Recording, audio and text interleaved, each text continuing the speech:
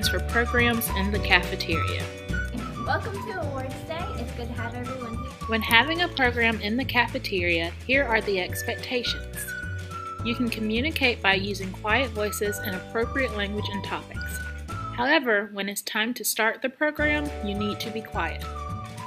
You can also communicate by getting staff attention appropriately.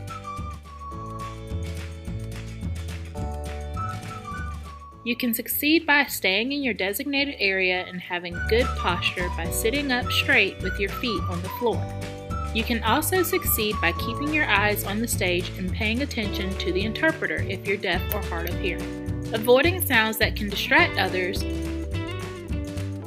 and participating when appropriate are also how you can succeed while during a program.